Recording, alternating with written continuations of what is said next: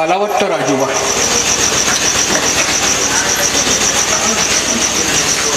हे काय बाळ कुठं आहे? त्याच्या बाबाकडे. त्याचा मामा आणि मामी तसे काय बोलले नाही? नसतील बोलल्या. जा माझ्यासाठी आंघोळीला पाणी ठेव. मालक, आज राजूचा वाढदिवस, कशाला ठेवलं त्याला दुसऱ्यांच्या घरी? मला अक्कल शिकू नकोस, सांगितलेली कामं कर. चल. करतो.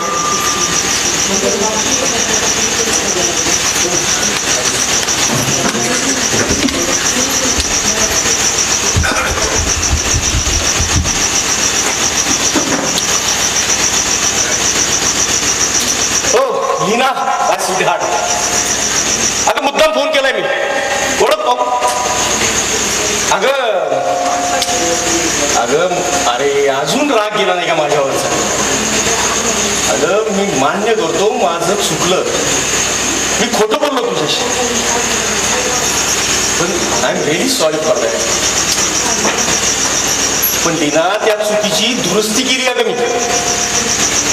सांग पप्पांना उद्या एंगेजमेंट जोरात थाटात करायला.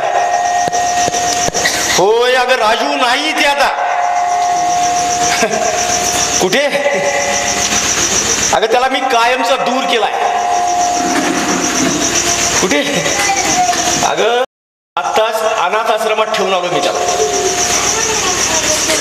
हो, आता तरी झालं ना समाधान? मग येतेस आता लगेच सकाळी? अरे अरे, सकाळपर्यंत वाट पाहावी लागणार आता आम्हाला. रात्रभर झोपणार नाही. ठीक आहे, गुड बाय.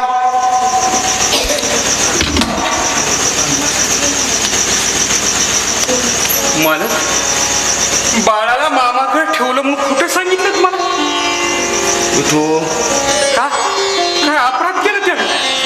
त्याच्या जन्माच्या वेळी मालवणी निघून गेल्या म्हणून असा छळ करणार तुम्ही त्याचा? आणि तुमचं मालवणीवरचं प्रेम तरी कुठं राहिलं? तेही विसरला त्या छचोरबाईच्या नादात. विठू, या घराच्या होणाऱ्या मालकीविषयी असं बोललेलं मी खपवून घेणार नाही. मालकीन? या घराची मालकीन एकच होती. सोन्याच्या पावलाने आली, घर उजळून निघून गेली. केवढं प्रेम होतं तुमचं तिच्यावर, विसरलात एवढ्या? मरणाच्या दारात असताना तिला तुमची काळजी वाटत होती, बाळाची वाटत होती. बाळाला अंतर न देणार म्हणून तिला वचन दिलं होतं तुम्ही. Stop it Vithu. किती छान पाळत तुम्ही वचन. एवढा ऐश्वर्याचा वारसदार, एका मोठ्या माणसाचा मुलगा अनाथ आश्रमात तुकडे मोलत बसलाय. काय मला अहो, कुठल्या जन्माचा सुडू उगाला तो निष्पाप पोरावर? माझा नाईलाज होता. नाईलाज? मला अहो, जगात सर्व काही मिळतं, पोटी पोर मिळत नाही हो देवाच्या दयेशिवाय. माझा राजू बाळ अपंग झाला, त्याला काय वाटत असेल? मला अहो, मला अजून वेळ गेली नाही. अहो, त्याला घेऊन या परत. मला ते शक्य नाही. का? त्या बाईसाठी, त्या नादान बाईसाठी पोटच्या पोरला तुम्ही अनाथ केलं?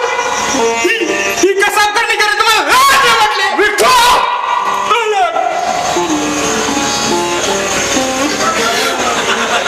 दुसरं गाल बाकी राहिलाय. मला मारा, हो मारा. पोटच्या पोराला अनाथ आश्रमात लोटणारा हात उठू द्या दोन्ही गाला. हो मला लग्नात नवरी मुलगी सुद्धा माझ्या सहमत पसंत केली नाही, आणि पोटच्या पोराला अनाथ करण्यापूर्वी मला विचारलं सुद्धा नाही. मला नोकराला काय विचारायचं? नोकरांनी नोकरासारखं राहायचं. माझं मूल, माझं घर, मी हवं ते करीन. नोकरांनी यापुढं नोकरासारखं राहायचं या घरात. कोण नोकर? कोण नोकर? हे काय चाव्या? आजपासून तुमचा नोकर नाही. अशा माणुसकी नसलेल्या घरात राहण्यापेक्षा पोटात काटे भरीन मी जातो. पण हे विसरू नका, मालूवणीना हे कधीही सहन होणार नाही. आपल्या पिलाभोवती राखण करा, त्यांचा आत्मा मला माफ करणार नाही. राहा कुशल त्या उद्देशे बरोबर घरात. पण हे लक्षात ठेवा, माझ्या राजू बाळानं तुमच्या छळापायी मोजलेली प्रत्येक अश्रूची किंमत तुम्हाला मोजावी लागेल. इथंच या चरणी.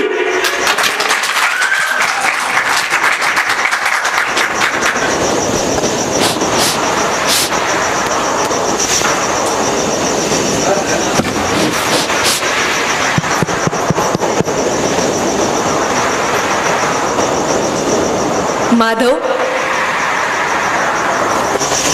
कोण बोलला? कुणाचा आवाज? आवाज ओळखायला सुद्धा विसरलात? मालू? मालू तू? माधव, मला वचन दिलं होतं तुम्ही बाळाला अंतर देणार नाहीत म्हणून. ते तुम्ही असं पाळलं. अहो, हे जग सोडून जाताना मला किती समाधान वाटलं होतं की तुम्ही मला दिलेलं वचन पाळलं होतं तुम्हाला बाळाची भेट देण्यास. पण तुम्ही नाही पाळलं तुमचं वचन. बाळाला आई आणा म्हणून मीच सांगितलं होतं तुम्हाला. मी लवकर निघून गेले म्हणून काय झालं? मला तुमचा भरलेला संसार पाहायचा होता. माझ्या आई वेगळ्या बाळाला कुणाच्या तरी मांडीवर सुखानं झोपलेलं पाहायचं होतं. पण तुम्ही त्याला अनाथ आश्रमात ठेवलं का? अहो, माझी एकुलती एक स्मृती सुद्धा नकोशी वाटू लागली का हो तुम्हाला? मालू, मालू अगं का छळ मांडलायस माझा? कुणी कुणाचा छळ मांडलाय माधव? अहो, मला जन्मभर छळलं असतं तरी काही वाटलं नसतं. पण त्या छोट्या निष्पाप जीवाला छळलं तुम्ही का? मी या जगातून गेले म्हणून? पण नाही हो, अजून मुक्ती नाही मिळाली मला. कशी मिळणार? माझ्या बाळाला पोलिओ झाला. तुम्ही त्याच्याकडे पाहिलं सुद्धा नाही. अहो, वैऱ्याच्या मुलावर सुद्धा असा सूड उगवत नाही कुणी. साप सुद्धा आपल्या पिलावर फणा उगरत नाही कधी. पण तुम्ही त्याला अनाथ आश्रमात टाकलं. तो अनाथ नसताना पापाच्या पोटी जन्माला आलेली आई बापाचं नाव ठाऊक नसलेली मुलं वाढतात तो अनाथ आश्रमात. त्यात माझ्या राजूला ठेवलं तुम्ही. हे ऐश्वर्य असताना, तुम्ही असताना, अहो तुम्ही असताना तो अनाथ कसा? सांगा ना, तो अनाथ कसा? रडू नकोस. रडू नको तर काय करू? आईचं मन जाणलं असतं तर तुम्ही असं म्हणाला नसतात, वागला नसतात. अजूनही जा, माझ्या बाळाला घेऊन या. अहो, वाढदिवस आहे हो त्याचा आज तरी त्याला अनाथ आश्रमात ठेवू नका.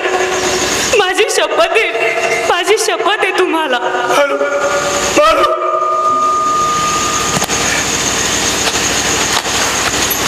राजू, तू? मला मारू नका डॅडी. मला स्कूटर नको, काही नको, पण मला त्या आश्रमात ठेवू नका. अरे पण तू तिथून आलास कसा? पळून आलो डॅडी. मी तुम्हाला त्रास नाही देणार. राजू, मला मारू नका डॅडी. मला मारू नका. राजू, राजू, राजू, अरे दार उघड.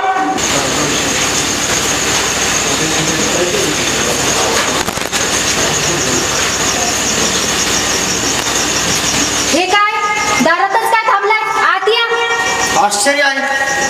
आता कसलं आश्चर्य? तुझ्याशी मी लग्न केलं हे जरी आश्चर्य असलं तरी नेहमी बंद असणारा हा दरवाजा उघडे हेही आश्चर्य आहे की. त्याहून मोठं आश्चर्य घडलंय ना या घरात. त्याच करता आलं ना आपण इथं. आश्चर्य? स्वतःच्या पोटच्या गोव्याला असं अनाथ आश्रमात नेऊन ठेवणं यापेक्षा दुसरं कुठलं आश्चर्य आहे या जगात? ही नवरे लोकांची जात. एकदम सगळ्या नवऱ्यावर तू टुम पडू नकोस. त्या नवऱ्या जातीतला हा गरीब प्राणी हे विसरू नकोस. आपलं काय ठरलं होतं? काय ठरलं होतं? काल रात्री मिठून येऊन तो प्रकार सांगताच तडक मी इथे यायला निघाले होते तेव्हा तुम्ही अडवलंत मला. बेशक आलवलं. काय ठरलं होतं आपलं? सकाळ होताच माधवरावांकडे यायचं आणि त्यांची चांगली खरडपट्टी काढायची.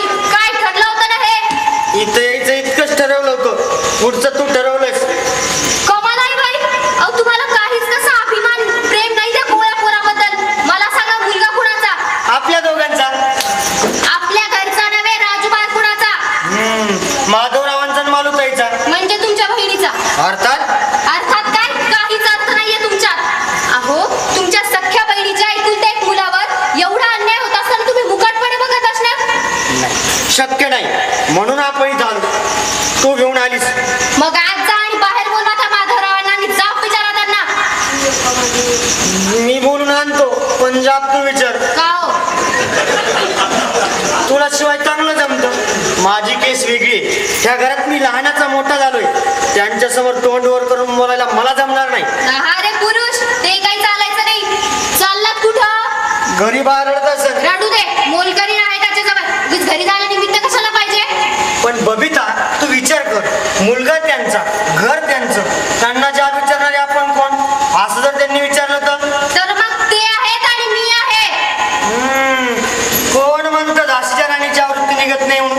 फाजीलपणा पुरे करा आणि बाहेर बोलवा त्या माधवरावांना. लाज नाही वाटत स्वतःच्या मुलाला असं अनाथ आश्रमात नेऊन ठेवायला? मी कुठे ठेवलंय? माझ्या कसं लोक चिडतेस? हा म्हणजे माधवरावांना बोलायचे डायलॉग पाठ करते. आता तुम्ही जातात, मी जाऊ त्यांच्या बेडरूम मध्ये. वेळ लागलं का तुला?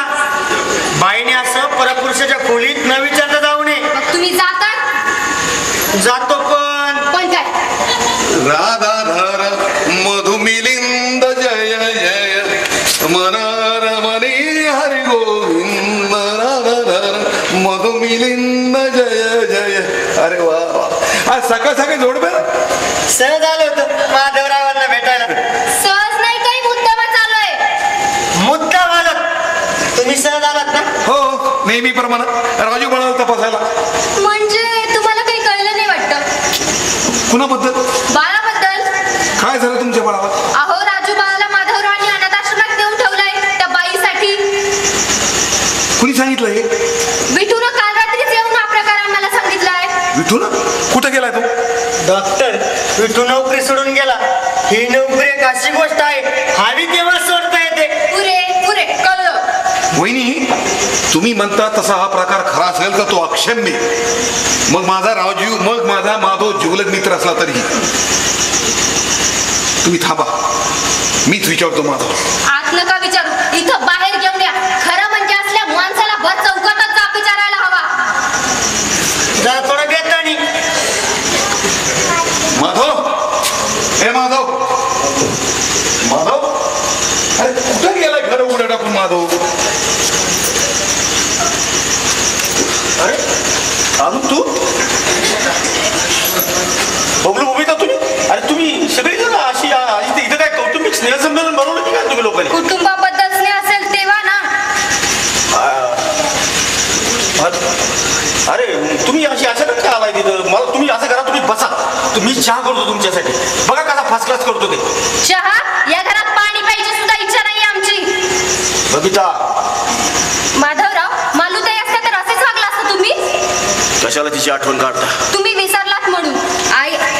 आईचं दुःख कळायला आई व्हावं लागतं. मूल झाल्याचा आनंद होतो बापाला, पण वेदना मात्र सहन कराव्या लागतात त्या आईला. पुनर्जन्माचा वेदना. आणि त्या ती सहन करते फक्त बाळाच्या तोंडून प्रथम बाहेर पडणाऱ्या आई या बोलांसाठी. अरे पण तुम्ही का कंटाळो करताय आणि का बोलताय मला खरंच कळत. माधव, मी ऐकलेला प्रकार खरा असेल तर आजपर्यंत तुला मी मित्र मानला याची लाज वाटते मला. कसला प्रकार? तू तुझ्या मुलाला अनाथ आश्रमात ठेवलंस? ठेवलं पण कारण नकोय मला. वासनेसाठी ममता विसरलास तू. आईचं छत्र गेलं म्हणून राजूला अनाथ आश्रमात ठेवायचं का?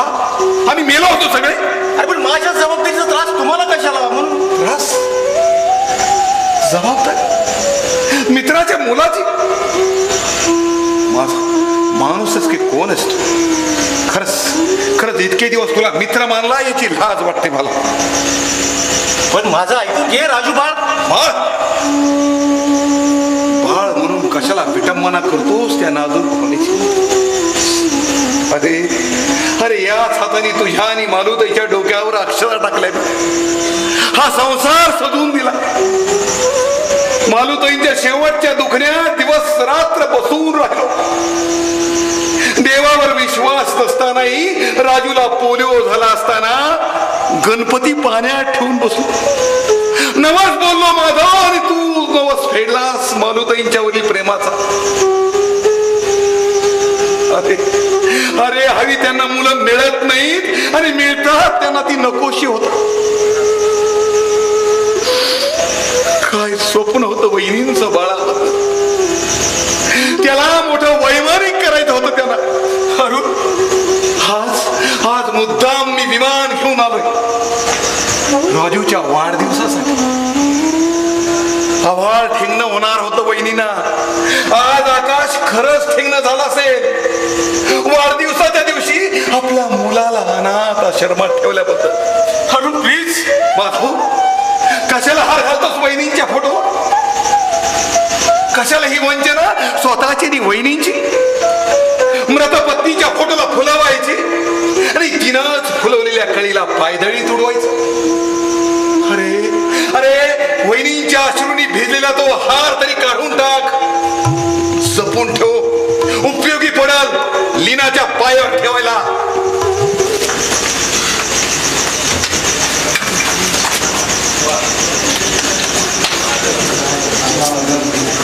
Madhav, you are still not ready. अरे आपल्याला जायचंय ना. बाजू हटो, बाजू हटो, बाजू हटो. याचा अर्थ काय माधव? कशाचा? हे काय पाहते मी? आई नसलेल्या घरात पाहायला मिळतं असलं दृश्य. माधव, लंडनला तुला पाहायला मिळालं नसेल कधी. तिथं आई बाप फक्त मुलांना जन्म देतात, बाकीची कामे नर्सेस करतात. माधव, दुधाच्या बुकटीवर पोचलेल्या माणसांना आईची ममता कळावी तरी कशी? आणि मला तरी कशी कळावी? एका रात्रीत बदललेली मनोवृत्ती. काल रात्री काय फोन केला होतास तू? ती रात्र संपली, आता उजाडलं. पण तुझे रात्रीचे शब्द विसरले नाहीये मी. म्हणे आपल्या मिल्लाच्या मार्गातला काटा दूर केला, त्याला अनाथ आश्रमात ठेवलं, रात्रभर झोपणार नाही, वाट पाहणार आहे सकाळची. काल रात्रीचेच ना रे तुझे हे शब्द? होईल, पण तुला ठाऊक काल रात्री इथं एक मोठं वादळ झालं. वाऱ्याचा मोठा प्रचंड झोत आला आणि त्याने सारा पाला पाचोळा दूर केला. त्याचबरोबर सारे शब्द, सारे संकेत आदरले, विरून गेले कळायच्या.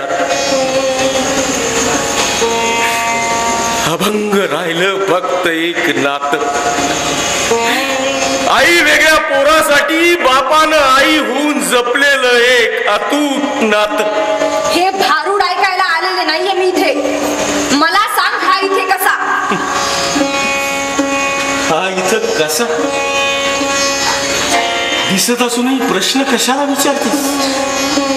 अगं, मुलगा बापाच्या घरी नसणार तर कुठे असणार?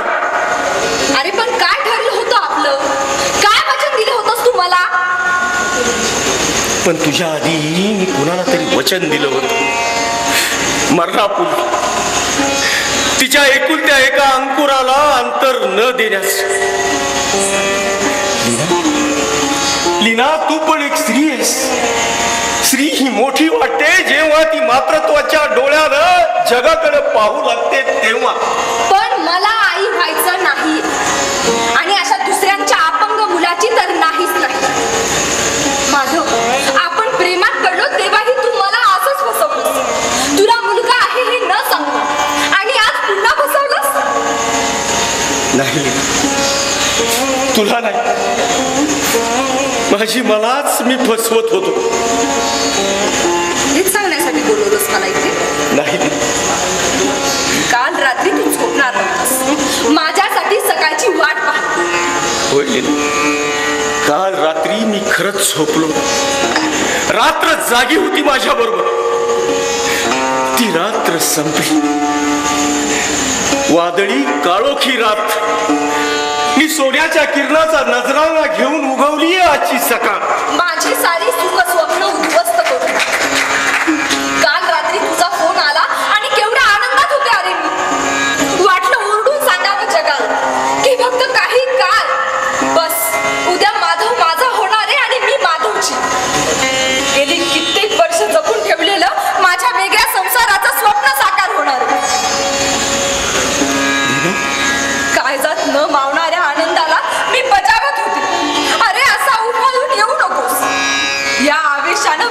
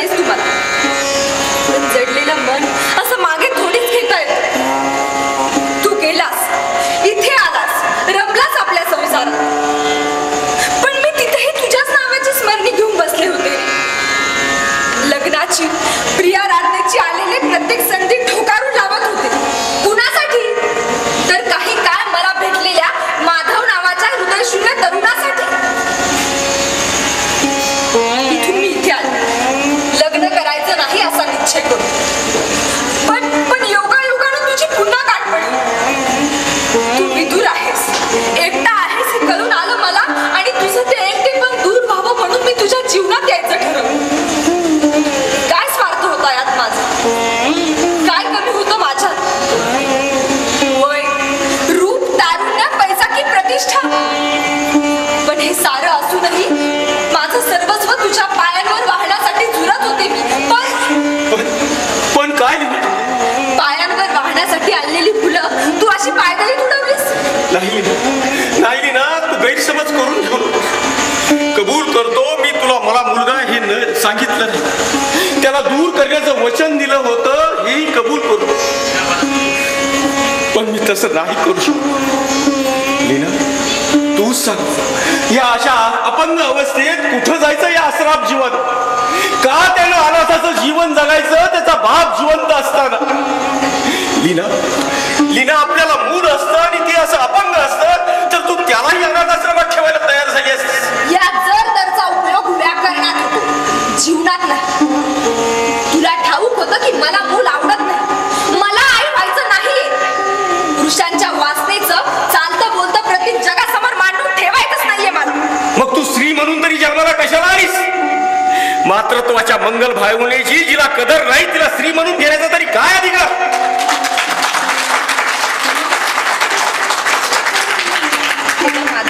मला वाद करायचा नाही, मला फक्त निर्णय हवाय आणि तोही या क्षणी. कसला निर्णय? तुला कोण हवाय, मी की हा?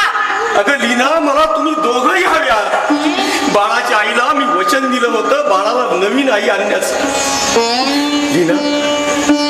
लीना, त्या या बाळाला लहानपणापासून आईचं प्रेम मिळालं नाही ते तू दे. मी? होय लीना, मला तू या घरात यायला हवी आहेस, ती फक्त माझी पत्नी म्हणून नाही तर बाळाची आई म्हणूनही यायला हवी आहेस. आई? नाही मला हे शक्य नाही. तुझ्यावरल्या प्रेमासाठी सुद्धा मी माझ्या तत्वांना मुरड नाही घालू शकत. तुला जर मी हवी असेल तर याला तुला कायमचा दूर करावाच लागेल.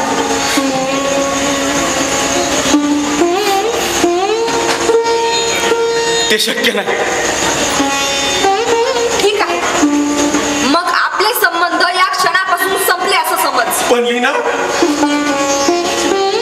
मला ठाऊक आहे माणूस दुर्बल होतो प्रेमामुळे. मीही अशीच झाले होते, पण आता नाही होत. मी प्रेम केलंय तुझ्यावर आणि आयुष्यभर करत राहील. मग हेच प्रेम या आई वेगळ्या पोराला का देत नाहीस? लीना, लग्न म्हणजे फक्त दोन देहाचं मिलन नसतं, ते एक बंधन असतं 7 पावलाचं. लग्नात होम का पेटवतात? कारण त्यात आपले पूर्वग्रह, दुराग्रह, खोटी मतं, स्वतःची भावना जळून जाव्यात म्हणून. आणि मग त्या होमातून प्रगट होतो एक स्वर्ग, डोळ्यांना न दिसणारा संसाराचा स्वर्ग. पण त्या स्वर्गाला सुद्धा या चिमुकल्या हाताशिवाय, बोबड्या बोलाशिवाय, निष्पाप डोळ्याशिवाय शोभा नाही, स्थैर्य नाही. माझं ऐकली ना? माधव, ती वेळ निघून गेली. एक वादळ सुरू, आता उरली त्या वादळाची साक्ष या डोळ्यांच्या पापण्यांवर. ती साक्ष तशीच राहू दे अश्रूंच्या रूपात. लीना समजली माधव, एखाद्या स्वप्नासारखी. तिला विसरून जा. ही लीना वेडी असेल, भट्टी असेल, दुराग्रही असेल, पण तिनंही प्रेम केलं होतं. मनापासून प्रेम केलं होतं आपल्या जोडीदाराला. कधी असं वाटतं की प्रीतीच्या फुलापेक्षा विरहाचे काटे चुकतं. पदर तरी गुंतून राहतो त्यात काही का? तुम्ही जाऊ नका, मला आई नसली तरी चालेल. तुम्ही राहा इथं डॅडीकडे. मी राहीन अनाथाश्रमात. पुन्हा नाही मिळणार मम्मी शपथ. राजेश, लीना, अगं काट्यात अडकलेल्या पदरापेक्षा नुकत्याच उमललेल्या कळीनं धरलेला पदर कमी मोलाचा वाटतो तुला? माधव, ज्या मार्गाने जायचंच नाहीये त्याची चर्चा तरी कशाला? या तुझ्या अपंग मुलाबरोबर तू सुखानं राहा. मला त्याची खंतही नाही आणि खेदही नाही. Good bye. लीना थांब. काय माधव? काही नाही. बाळाला ताप, बाहेर सोसाट्याचा वारा सुटला. सोसायचा नाही त्याला. जाताना दार लावून घे.